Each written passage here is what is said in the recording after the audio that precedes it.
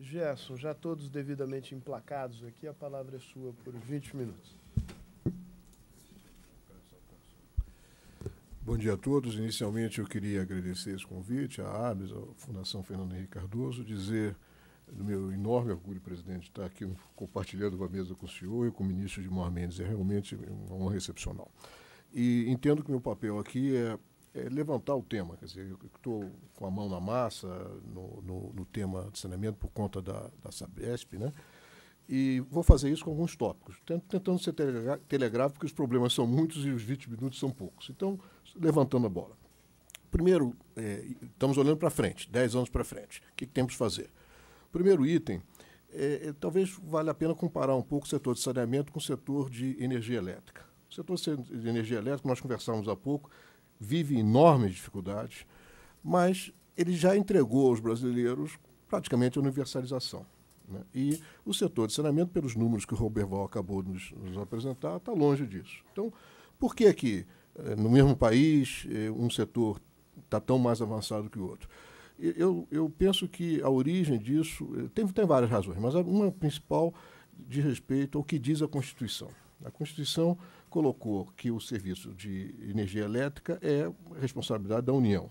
E tem uma lógica para isso, porque os elétrons, digamos assim, usando a figura, eles trafegam pelo território nacional. A energia que se consome no Rio Grande do Norte pode ser produzida em Itaipu, e, enfim, aqui em São Paulo pode ser produzida no Xingu.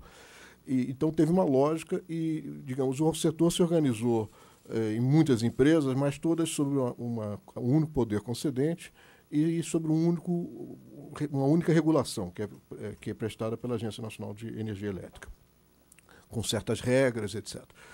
No setor de saneamento, a Constituição não define que o setor de saneamento é municipal. Às vezes as pessoas falam isso, mas não é verdade. O ministro Gilmar Mendes tem muito dito sobre esse assunto. O artigo 30, inciso 5º da Constituição, diz que serviço público de natureza local é de responsabilidade municipal. E o grande debate vamos dizer, que polarizou o setor e até mesmo o STF foi o que significa serviço público de natureza local e quando ele não é de natureza local, ele é de interesse comum de vários municípios, como é o caso, tipicamente, de regiões metropolitanas, mas não só regiões metropolitanas. Também no caso de que, por exemplo, uma adutora que cruza o semiárido nordestino, atendendo a várias cidades, é uma situação análoga. Então, no fundo, vamos dizer, o serviço de água e o despejo de esgoto não fica confinado num único município, espalha-se para um território maior. Bom, nesse caso, depois de muita discussão, eu não vou aqui adentrar, porque esse é o tema que o ministro Gilmar é o mestre, né? No final, prevaleceu pelo STF a visão do ministro Gilmar Mendes, que é uma síntese de duas posições contrárias. Uma que a atribuição seria estadual, outra que seria municipal, e a síntese que o ministro Gilmar Mendes trouxe, que é o acordo do STF, é de que deve ser compartilhado por uma lei estadual que crie uma autoridade compartilhada para prestar esse serviço. Bem, o primeiro desafio para a próxima década, eu já anuncio, é materializar essa visão. Nós não materializamos ainda e isso não ocorreu isso ainda. Eu vou pegar a região metropolitana de São Paulo como exemplo. Nós aqui temos uma série de problemas, quer dizer, temos relações da Sabesp com alguns municípios que foram no passado, felizmente não agora, mas no passado foram totalmente antagônicas. Temos dívidas das empresas estaduais, temos dificuldades só para citar outra região metropolitana da Baixada Santista, está aqui o deputado Papa, 1000 dificuldades. Nós acabamos de devolver um financiamento à Caixa Econômica Federal de 1,3 bilhões de reais, porque não temos contrato com os municípios. Então, quer dizer, essa coisa então, o primeiro desafio é como é que a gente materializa para a próxima década. Por que não aconteceu antes? Eu acho pela polarização política, pela dificuldade, pela maneira que nós temos vamos dizer, de praticar a coisa pública e em que as disputas partidárias acabam se sobrepondo aos interesses da população. Para frente, circunstancialmente, tanto na Baixada Santista quanto na região metropolitana de São Paulo, que são duas regiões relevantes, percebo que agora tem condições muito mais favoráveis. Mas, enfim, esse é um tema para ser avançado não só aqui em São Paulo, é no país inteiro. O segundo tema é de natureza econômica. Quer dizer, nós não fizemos ainda os investimentos necessários para prestar o serviço. Não fizemos. Quer dizer, o Roberval deu os números, falta uma opção de coisa. Quem vai pagar isso?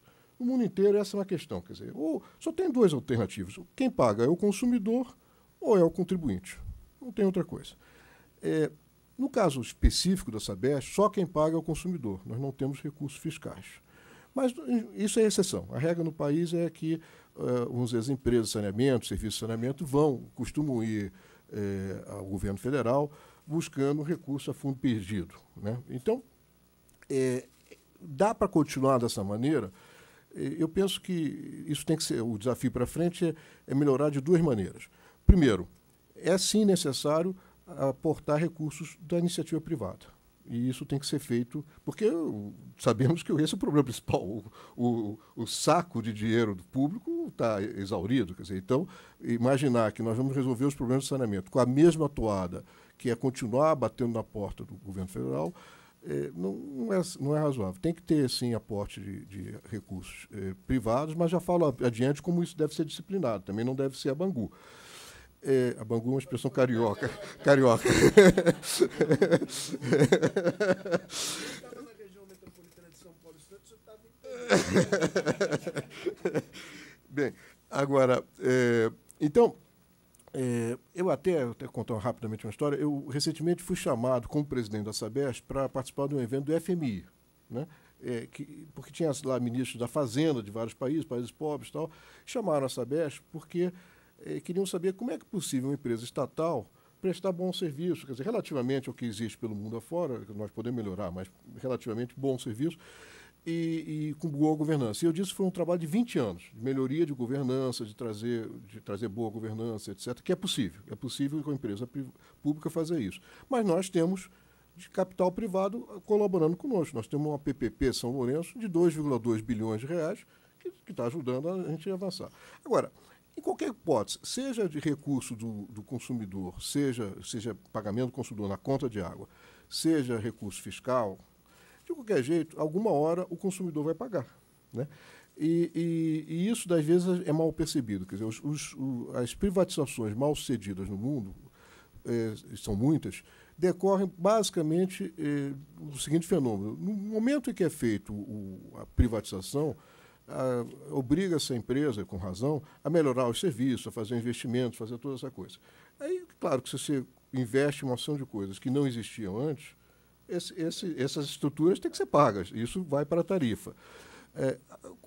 Vamos dizer, a situação análoga acontece com empresas estatais. Exatamente a mesma coisa. Quer dizer, empresas estatais também têm que fazer investimentos. Esses investimentos têm que ser remunerados, têm que ser amortizados. E isso, a única maneira razoável de fazer isso é via tarifa. Essa incompreensão, tanto na empresa pública como nas privadas, leva a alguma dificuldade. Então, como é que, então, quer dizer, qual é o desafio? Terminando esse item, digamos, atrair o capital privado, como nós atraímos na PPP São Lourenço, sem desvirtuar duas características básicas que precisa ter o serviço público. Primeiro, é preciso reinvestir no saneamento o lucro no limite do que a lei permite, que é 75%, enquanto não estiver atingido a universalização. Isso, quer dizer, todo serviço de saneamento deveria ter essa norma. A Sabesp faz sistematicamente isso. Ela tem lucro, felizmente, e o lucro é reinvestido. Isso é uma prática boa que devia ser estendido enquanto não atinge a universalização, porque vai crescendo.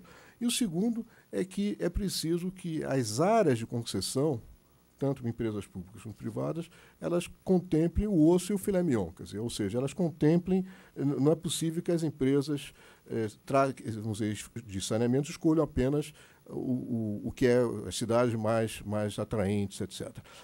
Nós, da Sabesp, empresa pública, nós somos, às vezes, vítimas de alguns ataques assim, selvagens de empresas que querem tirar o filé mignon. Nós temos osso e filé mignon. E isso faz parte do jogo. Nós temos que, vamos dizer, está no regramento constitucional que vamos dizer, o município isolado, não na região integrada, ele pode ceder o seu serviço para uma empresa ou outra empresa, mas é fundamental, e talvez esse seja o ponto principal para que nós tenhamos investimento em saneamento. Fundamental, e isso não está claro, que quando uma empresa A substitui a empresa B, ou B substitui A, numa prestação de serviço numa certa municipalidade, a que sai seja indenizada pela que entra pelos ativos que ela colocou lá. Se nós não tivermos essa clareza, e às vezes não temos, porque às vezes a própria decisões judiciais são no sentido contrário, nós fragilizamos todo o processo, porque ninguém vai querer, nem empresa pública nem privada, vai querer investir em tubulações que estão enterradas, em estações que não podem ser colocadas das costas e levadas para outro lugar, se não tiver certeza que numa troca de comando, que é legítimo, aqueles investimentos serão prontamente reconhecidos. Isso nós não temos ainda hoje, eu diria que é o principal desafio para nós termos um ambiente propício a investimentos que são necessários nessa área. E também nessa linha de investimentos, vou terminar dizendo que não quero dizer que devia se fechar a torneira de investimentos fiscais, quer dizer, de recursos fiscais para o saneamento, porque o saneamento ele tem uma característica, no que diz respeito à coleta e tratamento de esgoto, ele presta um serviço à coletividade, não ao indivíduo. A água é algo que beneficia o indivíduo. A água que eu bebo, o vizinho não bebe. Mas o saneamento, coletar o esgoto e tratar o esgoto, beneficia a coletividade.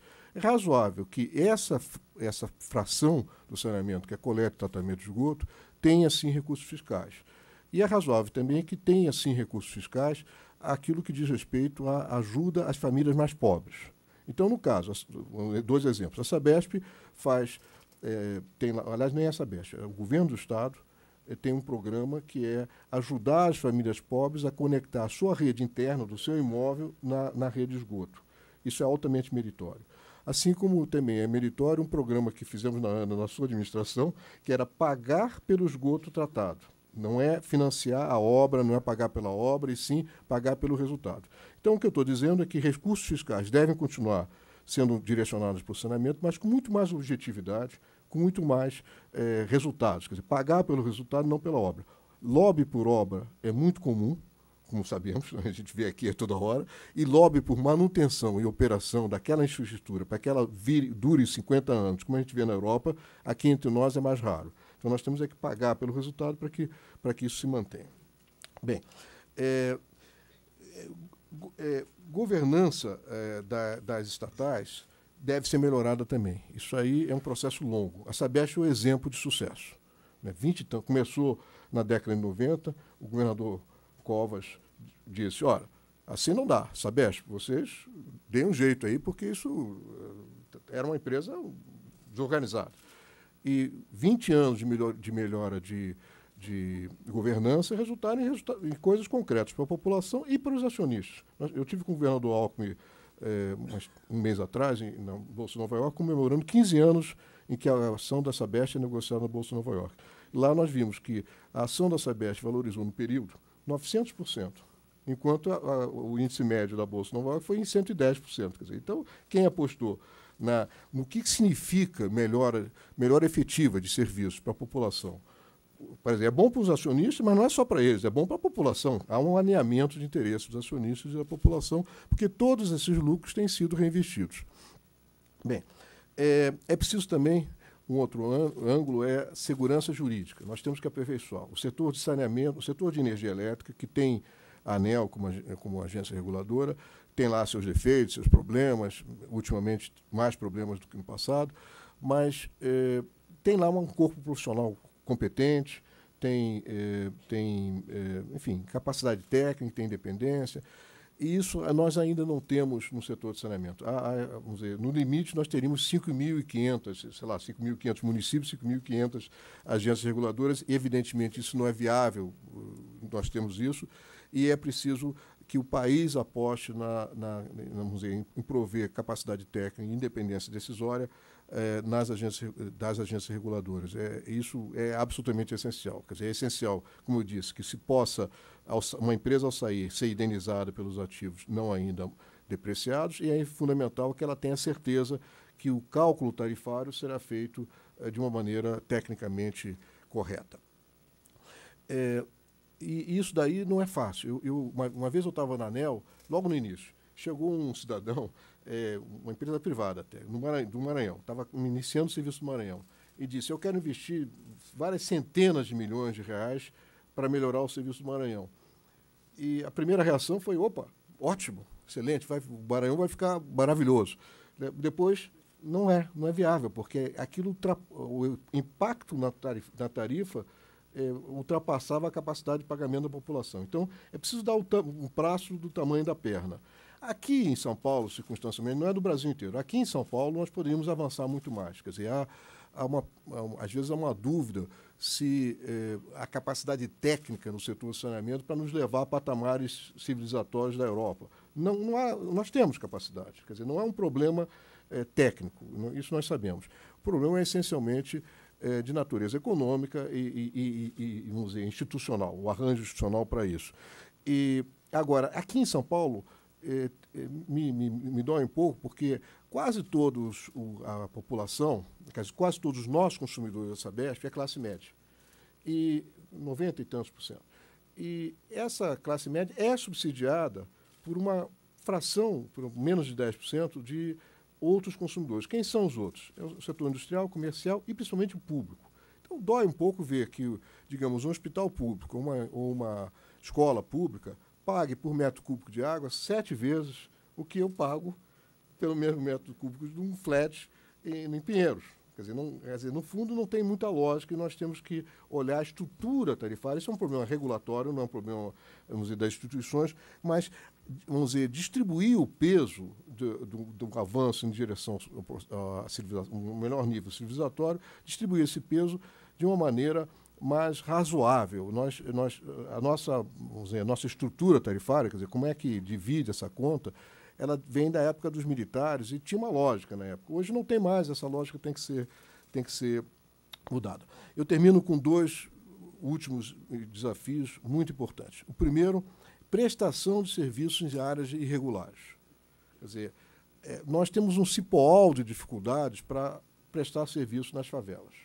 Ora, porque tem aquela favela, aquela invasão está numa disputa fundiária, o assunto está na justiça, e se nós levarmos água e saneamento, seremos acusados de estar, enfim, consolidando aquela ocupação, às vezes porque áreas de mananciais. Eu me lembro que, presidente, em 2003, eu acho, 2004, eu participei de um Roda Viva. E, na época, eu mal conhecia São Paulo. E fui bombardeado com questões sobre Guarapiranga. E eu, sem me conhecer muito bem, dizia: olha, essa ocupação nós temos que dar uma solução, nós temos que recolher o esgoto dessa área, porque entre ficar aguardando que, vamos dizer, a perfeição, que é uma área que não devia ser ocupada, ser completamente retirada, ser completamente as pessoas saírem de lá, e ficar esperando isso enquanto o esgoto continua fluindo para os mananciais, não faz sentido. Nós temos que recolher esse esgoto, dar destino adequado, etc. Então, essa discussão permanece ainda e ela até se traduz nos índices oficiais. Às vezes, os índices oficiais, até pela própria Sabesp, a gente dá uns índices que é quanto nós estamos prestando serviço na área formal. Quer dizer, porque, de fato, o nosso mandato é para atender a área formal. Mas isso não é mais razoável. Nós temos que, efetivamente, achar meios de atender as áreas informais. Tive com o governador, só para dar uma historinha também, tive recentemente com o governador Alckmin, no lançamento de um novo programa que tenta isso, que chama-se Água Legal. O que é isso? Substituir aquela macarronada de tubulações nas favelas, que a gente vê pelas vielas, tal, cada tubinho levando para 1, 2, 3 famílias de água, substituir aquilo por um serviço de distribuição de água da Sabesp não convencional. Porque o convencional você tem que ter a rua, a calçada, a casa, que nós não temos. Tal. Então, a tubulação é presa na parede da casa, ela vai sendo feita, não tem um projeto, o sujeito vai fazendo e vai colocando por GPS, fazendo o cadastramento, etc. E damos o cadastro. Colocamos o hidrômetro e damos o cadastro. A pessoa que não tinha endereço passa a ter endereço, uma série de coisas boas. Mas o interessante é que veio uma senhora e disse: estou muito satisfeita. Mas, senhora, estou muito satisfeita, porque eu pagava R$ 50 por mês pela água. Não era pelo volume, eu pagava por ter água. Porque tem uma bomba lá, quer dizer, a população deu um jeito. Deu um jeito horroroso, porque perde água pra caramba, porque ali aqueles tubinhos estão vazando, ela não fecha a torneira porque ela não paga o volume. Então, e ela pagava 50, e agora, com a tarifa social, ela passa a pagar 15. Então ela veio agradecer, que bom, tal. Quer dizer, na realidade, é uma ilusão imaginar que o serviço não é prestado porque a população não pode pagar. Ela paga e paga mais. O que nós temos que fazer é levar. Eles têm direito a igual cidadania. Isso está mal. Também isso. No caso era isso. Eu topei esse detalhe da conversa, mas era isso mesmo. Então, agora, a questão da coleta do esgoto é mais difícil nessas áreas, porque a água ela flui por pressão. Então, dentro da tubulação, a tubulação desce, dá a volta, vira, faz o que for. O esgoto desce por gravidade, como drenagem, como água de chuva. Então, nós temos que instalar tubulações paralelas aos rios. E isso é uma dificuldade enorme por causa das invasões. Tem que ter colaboração com as prefeituras. E, por isso, a colaboração da região metropolitana, volta à região metropolitana, porque não é um assunto de cada prefeitura, de cada municipalidade. É um assunto da região metropolitana que tem que ser equacionado. Por último, a questão ambiental. Toda a legislação e regulamentação, decisões do CONAMA sobre questão ambiental, a meu ver, parte de um modelo mental. O modelo mental é que o aparato ambiental deve resistir a empresas que, por razões econômicas, se instalam em algum lugar e criam externalidades. O exemplo clássico seria o seguinte: uma empresa química se instala na beira de um rio e passa a jogar poluente no rio. O rio era limpo, ela passa a jogar poluente no rio. Então, isso, digamos, a sociedade tem que se defender contra essa agressão, essa externalidade que passa a causar problema para a comunidade, para a sociedade. Esse é um marco legal. Agora, a indústria do meio ambiente, a Sabesp da vida, as outras, não estão nesse figurino. Quer dizer, ela não é a produtora da poluição, ela é parte da solução. Quer dizer, a poluição é associada à natureza humana.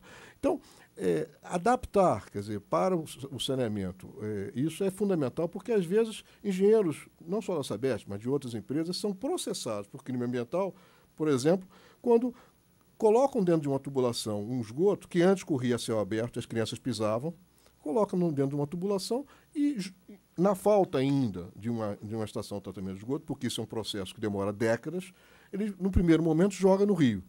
Algo que já estava indo para o rio, mas ele joga no rio de uma forma que impede que as crianças pisem. Bom, isso passa a ser crime ambiental. Então, ele não faz. Quer dizer, entre o ótimo e o bom, não faz. Né? Então, esse aperfeiçoamento da visão ambiental, da relação entre legislação e normas ambientais com a questão do saneamento, tem que ser aperfeiçoado. E com isso eu termino meus pontos tópicos para levantar a bola aqui para os dois craques poderem cortar. Muito obrigado.